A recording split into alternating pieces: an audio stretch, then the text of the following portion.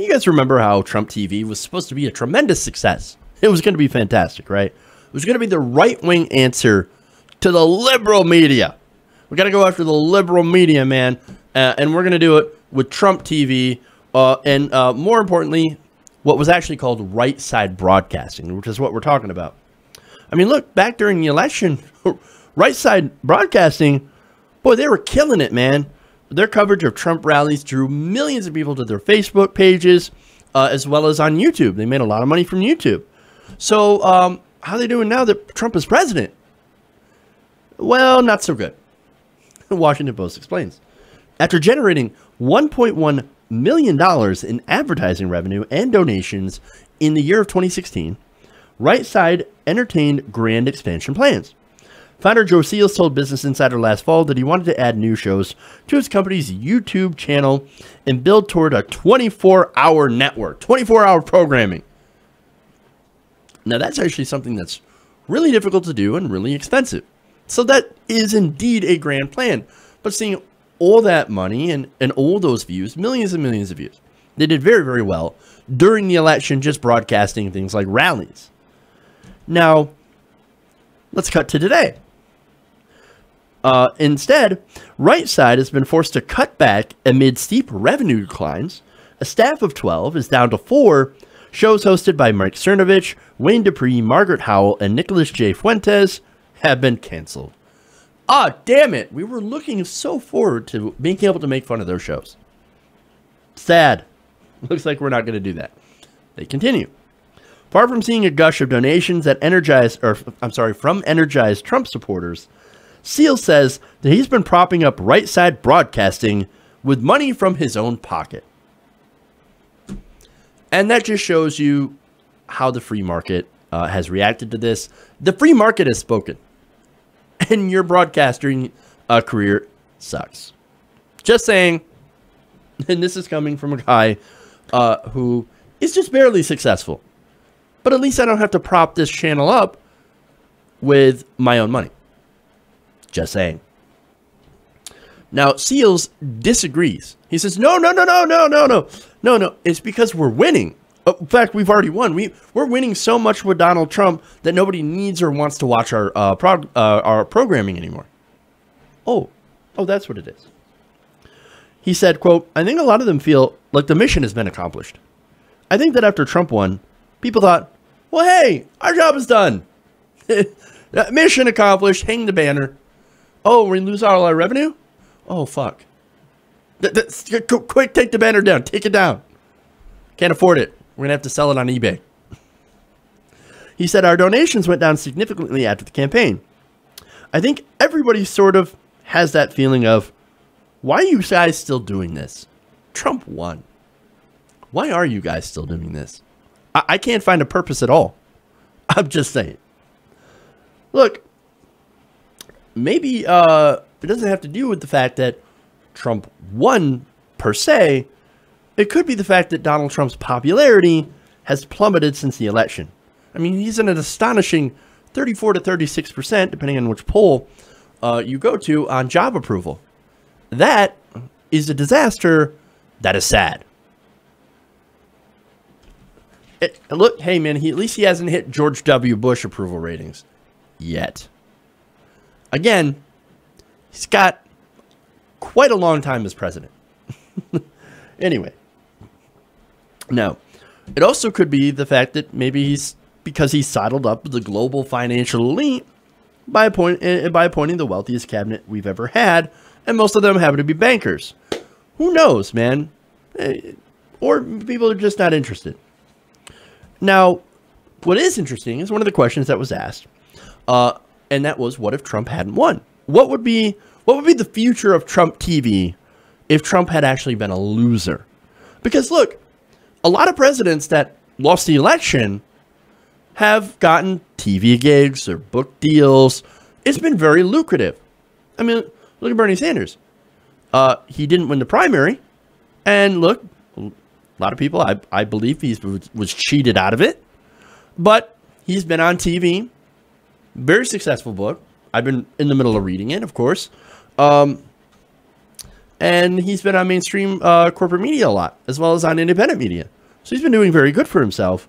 And look, there's some speculation that he's going to run in 2020. I hope so. Totally. Now, that's just one example. You also have people that ran on the Republican side that actually have cabinet positions. So, look, you can be very successful even after losing a race. Now, in Donald Trump's case, maybe he could have went to, I don't know, do this Trump TV thing, which was the speculation. Now, had Trump lost, what would Trump TV have done? Again, there is a possibility that Trump could have used his star power to be able to prop up the brand and to run that Trump TV as a rival to Fox News. In fact, Washington Post writes, teaming up with Right Side on webcast before the election day fueled speculation that the former reality TV star might launch a television channel if the vote didn't go his way. When CNN asked campaign executive Stephen Bannon about the prospect of Trump TV back in October, he smiled and said, quote, "Trump is an entrepreneur." Lovely. According to Seals, though, Right Side never discussed going into business with Trump in the event of a defeat. Quote, "We have always kept the door open. Nothing was ever discussed, but if Trump ever came to us, had he lost and said, 'Would you be interested?' we'd be foolish not to listen to him, because he's a good businessman." I got news for you, Seals. That was actually never going to happen, because if he had lost, he probably would have also blamed you.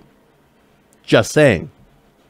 Now, as far as the being a great businessman, if your idea of being a great businessman means running your business into the ground, then yes, Trump's your man. And seeing as how Right Side Broadcasting has essentially done the same thing, has me thinking that it would have actually been a match made in heaven. Just saying. Now, to be fair, the article notes that Seals kind of knew that he would take a hit if Donald Trump won. But again, he didn't realize he was going to take that big of a hit.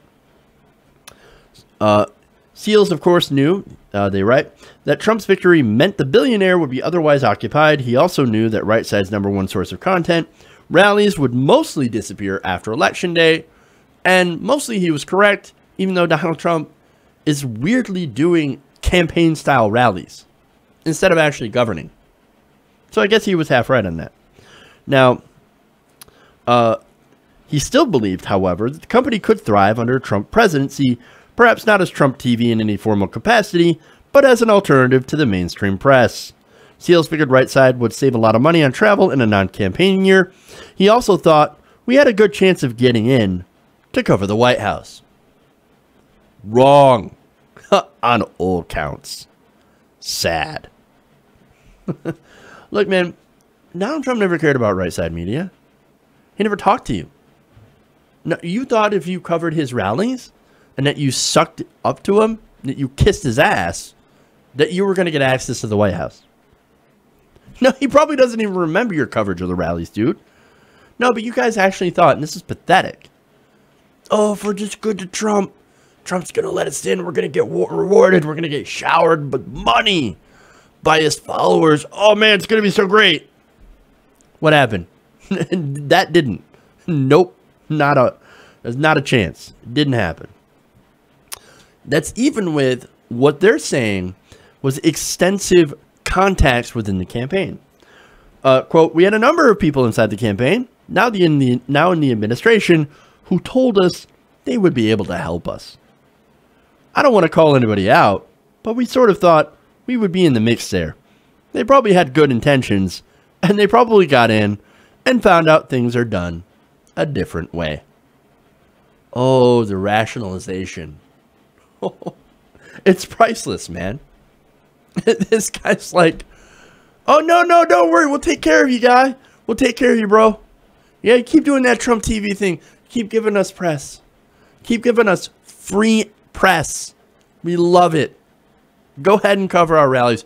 Don't worry, though. We win. We'll take care of you. We'll take good care of you. Has Trump ever done anything like that? No. They used you, buddy. They used you. These people in the administration are serial liars, even to their own allies. They don't care. I mean, look how many so-called friends of Trump got thrown under the bus or denied a cabinet position. Well, let's see. You had Rudy Giuliani, Newt Gingrich, Chris Christie, Sarah Palin, and the list goes on and on and on of people thrown under the bus. Like, oh, we don't care about this person anymore. You have served your purpose. Now go away. Kindly fuck off. That's what's going on here. It's because he doesn't care. Once he uses up a resource, he discards it like it's garbage. Here's an example. Seals continues. We have pretty much lost touch with everybody in the administration who was in the campaign. Though we still have pretty close ties to people who are left over in the campaign that is still operating, we still work with them at each rally. Oh, those are the guys that were left out. But as far as contacts in the White House, nope. Oh, we don't have contact with anybody. We've lost touch. No, they've straight out ignored you because they don't care. And besides, why do you need right side broadcasting when you've got Fox News? That's who he's always been friendly to. Fox News. Fox and Friends specifically, because we know he watches that show. He doesn't care about right side broadcasting, and he never did. It was all about his own exposure. And once he didn't need that exposure, once he had Fox News, he didn't need you. You're gone. You're out of there.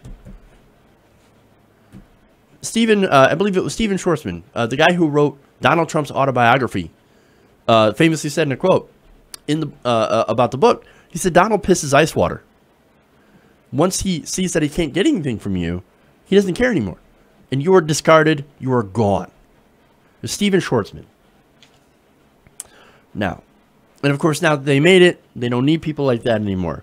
Now, finally, he says, I'm not blaming that for our lack of success. I take responsibility for that as a business owner. And this guy is literally willing to fall on the sword for Donald Trump. For a guy that used his company and then discarded it. Look, Donald Trump has a history of making promises to people and companies and then immediately going back on that word. That's why you shouldn't trust him with any. He screwed over the Freedom Girls. Remember the girls that were dancing at his rally?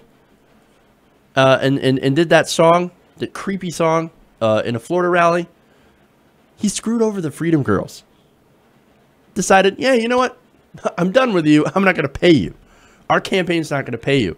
Our campaign is not going to give to the veterans that we promised to do so. Look, again, he doesn't care about anyone but himself. Okay?